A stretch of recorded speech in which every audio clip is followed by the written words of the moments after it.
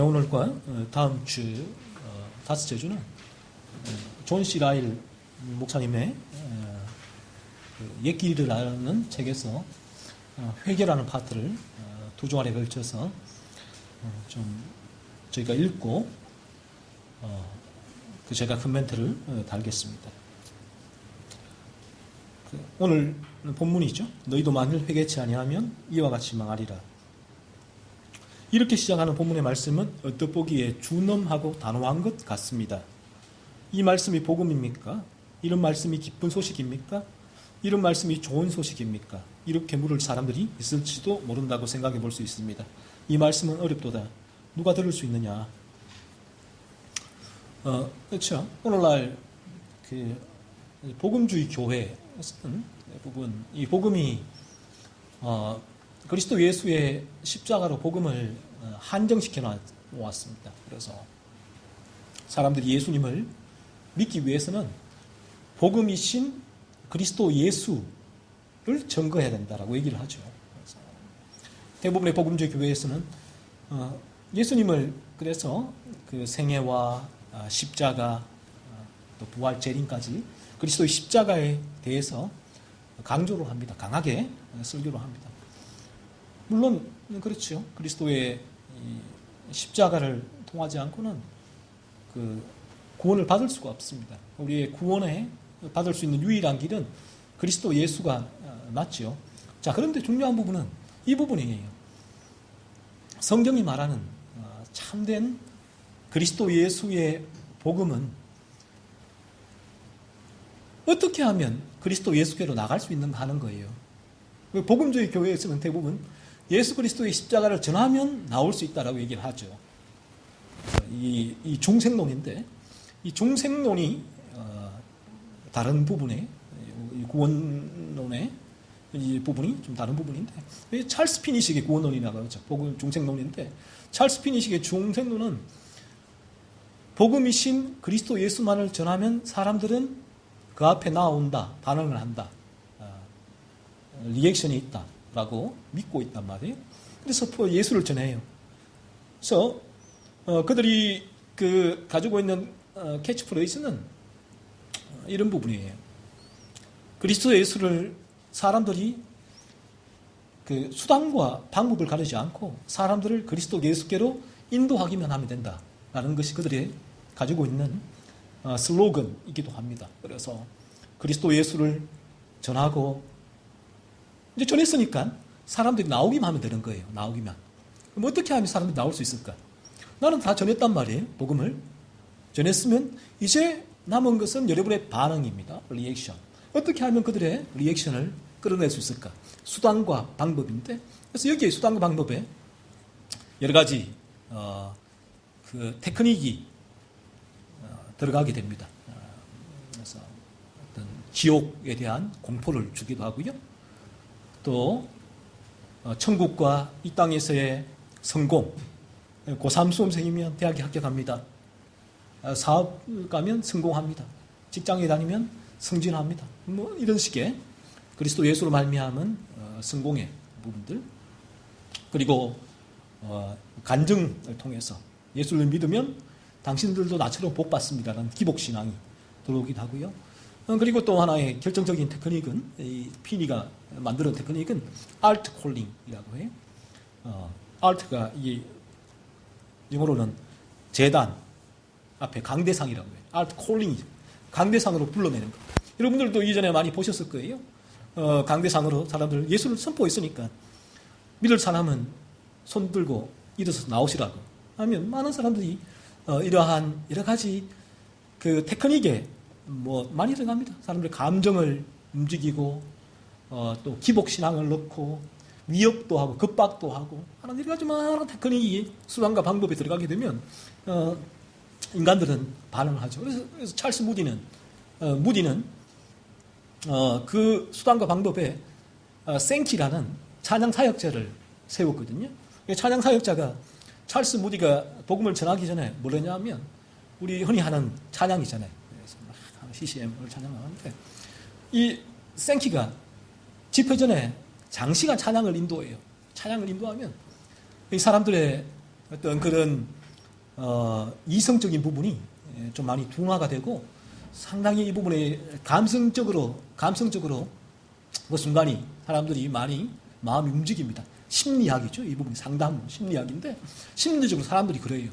이 부분을 사람들의 심리를 움직여서 반응, 리액션을 일으키는 부분인데 그래서 생기가 장시간 찬양하면 사람들이 그때 감정이 고조되고 이성이 둔화되고 그러면서 복음이 들어가죠. 복음을 선포하면서 거기에 간정도 들어가고 지옥에 대한 공포심도 주기도 하고 그리고 천국에 대한 그런 기복, 이 땅에서의 성공. 그 조엘 오스틴은 긍정의 힘을 주죠. 긍정의 힘을 불어넣고. 그러니까 그 사람들이 와 예수를 믿어야겠구나 라는 마음이 들어요. 그 마음이 감정적이지. 순간적인 리액션을 끌어낸 거죠. 그래서 알트 콜링을 합니다. 단상 앞으로 나오면 사람들이 우르르 와요. 그리고 또 군중 심리가 있죠. 심리학에서 사람들이 이 중에 10명이 있으면 8명이 나오면 2명은 앉아있기가 대단히 힘들어요. 거기에 혼자 같이 나와요. 그런 군중 심리도 있고. 그래서 피니가 빌리 그레임도 여러분이 아시는 그 유명한 빌리 그레임도 그런 방식이고. 그래서 찰스 알트 콜링을 하면 사람들이 복도를 걸어서 쫙 이제 교회에 이 복도를 걸어서 앞으로 나옵니다. 그래서 그 앞에 무릎을 꿇죠. 그러면 이제 우리가 흔히 아는 사형리를 전하고 나서 그런 방식이죠. 이 기도를 따라하면 본인들은 구원받은 겁니다. 거듭난 겁니다. 라고 얘기를 하죠. 그래서 목사가 알트 콜링을 하고 나온 사람들에게 기도를 하면 예수를 믿습니다. 나는 죄인입니다. 본인 죄인입니다. 예수를 믿습니다. 예수를 믿습니다. 그러면 이제 기도를 하고 당신들은 다 나온 분들은 거듭났습니다. 라고 선포를 하게 되죠. 이런 방식이죠. 그래서 그리스도 예수가 바로 전에도 그 사람들이 이런 방식으로 예수께 나오게 된다라는 거예요. 하지만 성경적인 방식은 전혀 다르죠. 좀 다릅니다. 개혁주의자와 청교도들이 전하는 중생론은 다르죠. 그렇게 해서 예수께 나오는 것은 바람직하지 않다는 거예요. 그러니까 사람들이 그리스도 예수의 그 참된 필요성을 모르고 나온 거란 거예요. 예수 그리스도가 그들에게 필요한 이유는 자신의 죄를 깨달았을 때, 인간이 자신의 죄를 깨달았을 때는 예수께 나오지 마십시오라고 막아서도 그 인간은 예수께 나올 수밖에 없다는 게 성경의 중생론이에요. 그러면 예수를 선포하기 전에 먼저 뭐가 필요합니까? 오늘 이 말씀, 이 필요하다는 거죠. 라일도 말씀하듯이 이 부분이 그래서 복음이라는 거예요. 복음.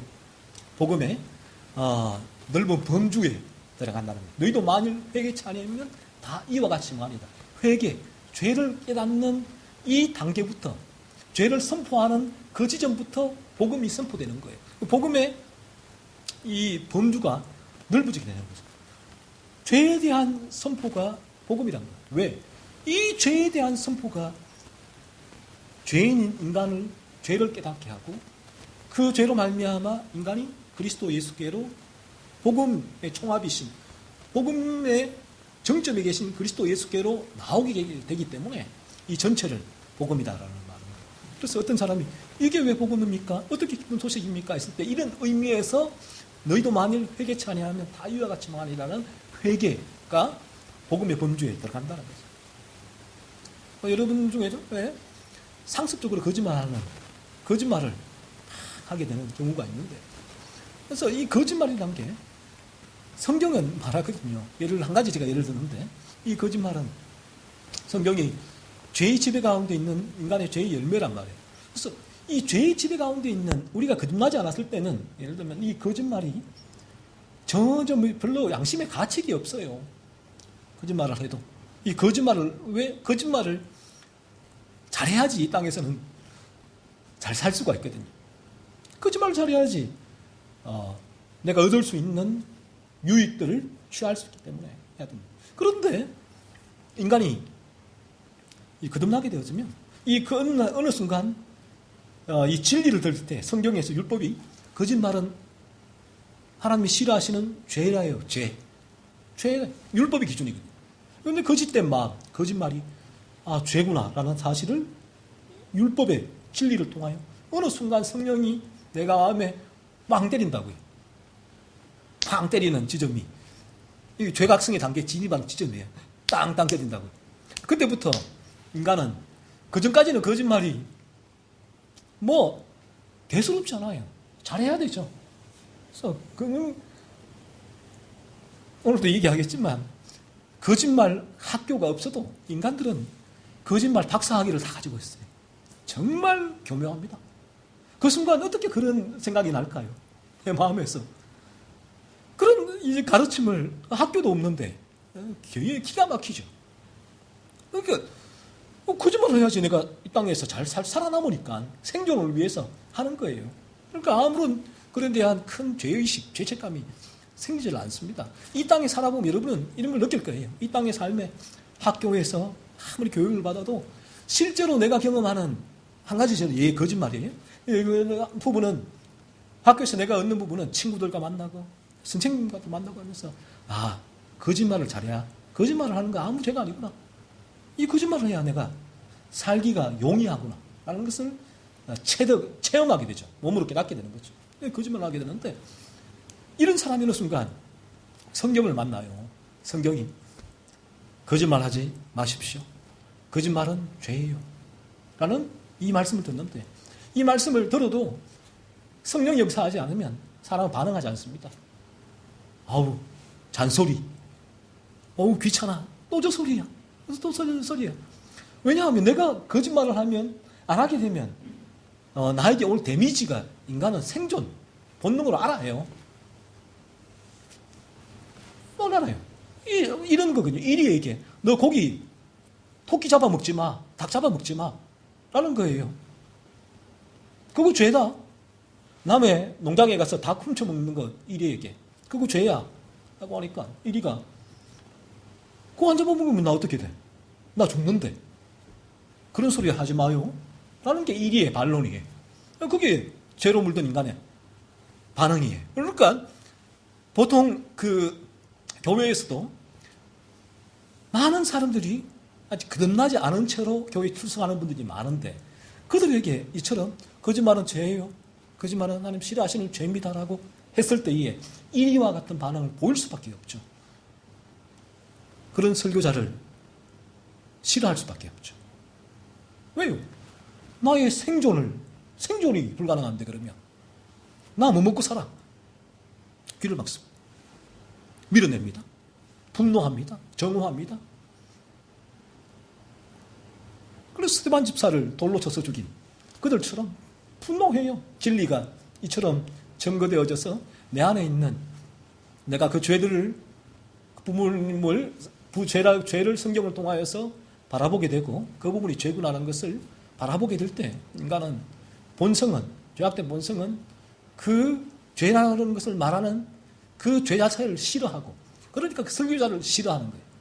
미워하고 그 설교자를 메신저를 미워하니까 그 메신저에게 그 메시지를 주신 누구를 위해요? 하나님을 위해 성경을 미워하고 하나님을 싫어하는 거예요. 이렇게 되는 거예요. 그러고 같이 하나님을 같이 한 통속으로 밀어내고 미워하게 싫어하게 되는 거죠. 그런데 참 놀라운 기적 같은 일이 일어나는 게 이게 복음이란 거예요.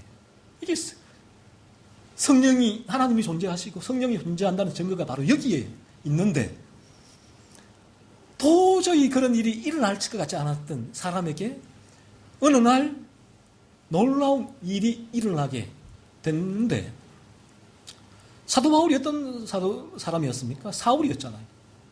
기독교의 진리를 듣고 사도 바울이 제가 있잖아요. 귀를 막았잖아요. 듣기 싫어요. 말도 안 되는 소리를 하지 마.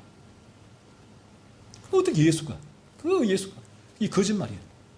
그래서 이 사도 바울은 유대교인이었는데 기독교인들을 다 잡아 죽이려고 했던 스데반 집사가 죽을 때 그 옆에서 그 앞에 스데반 옷이 그 발 앞에 있었던 그 인물이 사울입니다. 스데반이 죽을 때도 사울 바울은 당연한 거라고 얘기했단 말이에요. 그런 죽는 부분이. 그리고 또 그 기독교를 믿는 사람들 잡아서 감옥에 가두고 족치려고 그렇게 다메섹으로 가던 그런 인물이 사도 바울이었어요. 이 사도 바울이 진리가 들어가므로 이제는 본인이 그토록 정오했던 기독교의 진리를 전하는 분이 되셨는데, 이처럼 우리가 그러니까 거짓말에 대한 예를 하나 들었는데, 거짓말에 대한 부분들이 이 성경은 죄라고 했을 때에 내가 계속 튕겨내는데, 어느 순간 성령의 역사가 이 진리를 계속 들을 때 성령은 역사합니다. 진리 가운데.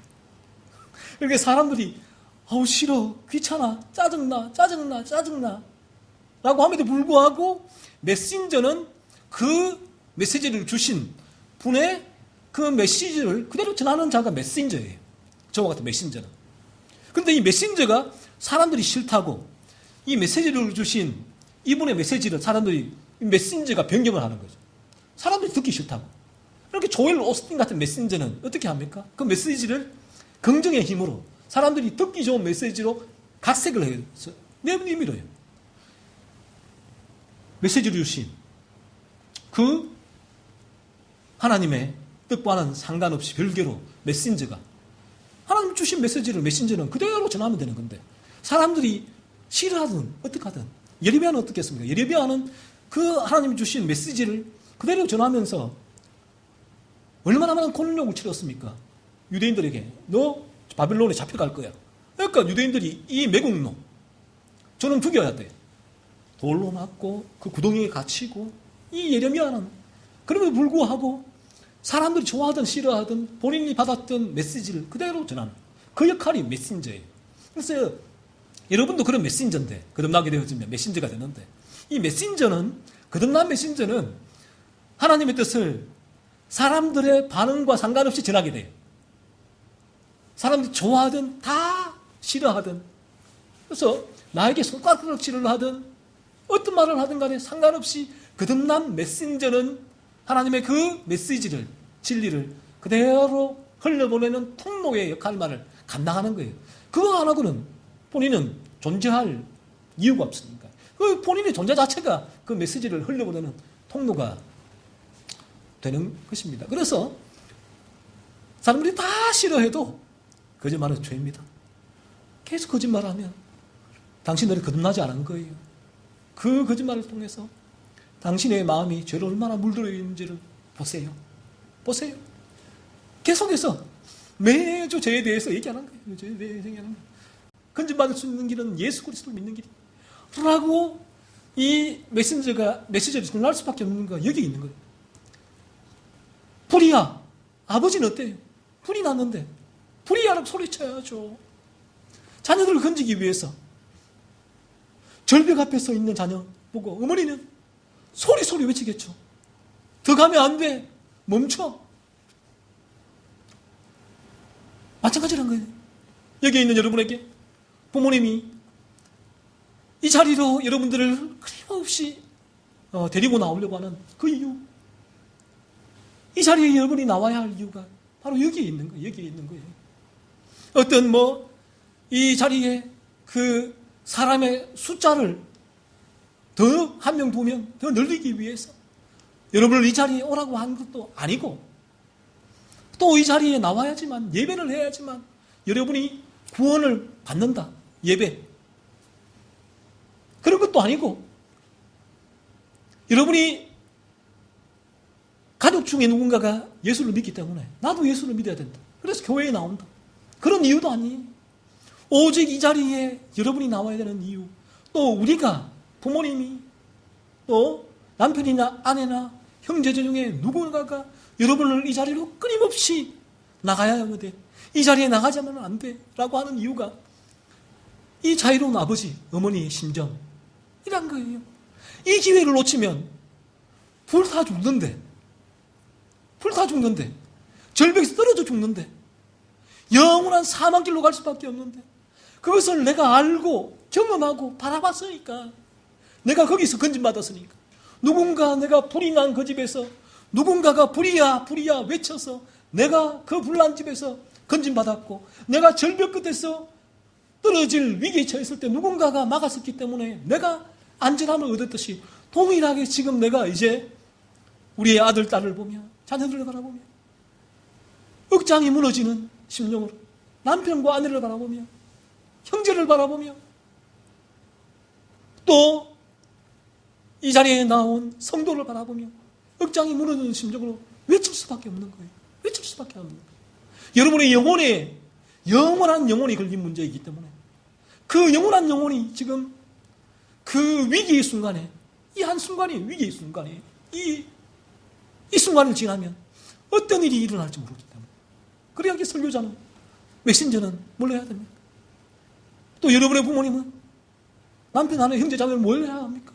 이 자리로 영혼을 데리고 와서 불이야 안 돼 라는 그 진리를 듣게 해야 되죠. 여러분이 들어야 돼요. 여러분의 영혼이 얼마나 위험에 처해 있는가를 알아요. 우리는 어떤 일이 일어날지 모르는 세상에 삽니다. 이 부분이 회의적이고 부정적인 말이 아니라 이게 이 세상에 살아가는 순리예요. 순리. 사람들은 이러한 순리를 보고 싶지 않죠. 생각하고 싶지가 않은데 이 자리에 나가는 순간 저는 늘 생각해요. 우리가 하나님 부르시면 인생은 끝이에요.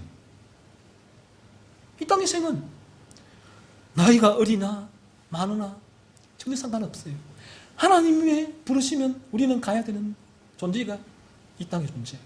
여러분의 능력으로 여러분의 이 목숨을 연한을 정할 수가 있습니까? 없단 말이에요. 하나님 부르시면 가야 돼요. 그러면 우리의 영혼은 저 영원한 하나님 앞에 서서 마지막 심판을 받게 되죠. 그러니까 이 시간 저는 늘 무거운 짐으로 안고 이런 얘기를 하는데 늘 이 얘기를 하는데 이게 제게는 너무나 무거운 짐이란 말이에요. 저는 지금 이 시간 사실은 이 불이야 안 돼 라는 이 라일이 말했던 이러한 부모님의 심정이죠. 우리 심정으로 아니까 어떤 일이 날지 아니까 이 성경을 통하여서 우리에게 우리가 이 진리 가운데 우리의 영혼이 거듭나지 않았을 때 우리가 이 땅의 생을 마감할 때 일어나는 일을 알기 때문에 그러한 마음으로 외칠 수밖에 없고 그리고 이 진리가 여러분이 들을 때에 성령이 이 진리를 통해서만 역사를 하십니다.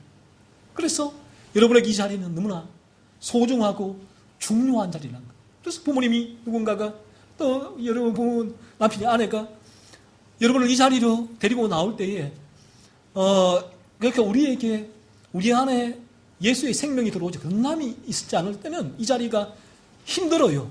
불편해요. 얘기했잖아요. 불이야라고 외치면 자다가 깨 나와야 되니까 얼마나 힘들어요. 왜 불이야 외칩니까? 놔두지. 그런데 불을 본 아버지는 놔둘 수가 없잖아요. 우리 자녀가 죽어가는데 불이야라고 외쳐서 깨워서 데리고 나와야 되니까. 그런데 이 자녀들 입장에서는 누군가의 남편 아내 입장에서는 자는 걸 놔두지 왜 깨워 짜증을 내고 화를 내는데 나중에 돌이켜보면 내가 이 불나는 집에서 절벽 앞에서 어머니, 아버지, 남편, 아내, 형제를 통하여 또 이 설교를 전한 메신저를 통하여 내가 그러한 위험에서 구원받았다. 거듭났다는 사실을 알게 될 때는 여러분은 말로 다 할 수 없는 감사를 그 부모님에게, 자녀에게, 남편, 아내에게, 형제에게, 또 메신저에게 가질 수밖에 없을 거예요. 그래서 그랬구나. 그래서 그때 이 자리, 진리가 있는 자리로 우리를 그렇게 데리고 나오려고 애를 썼구나. 다른 아무 목적이 있는 거 아니에요. 우리 가운데. 우리 집은 예수 믿는 집이기 때문에 너희도 교회 가야 돼. 이게 아니에요. 이게 우리의 이 자리에 온 영혼의 문제이기 때문에 그런 것입니다. 오늘 이 라일의 절절한 외침이 그래서 우리에게 회개의 진리가 필요하다는 것을 말씀드리고 나머지는 제가 다음 시간에 하겠습니다.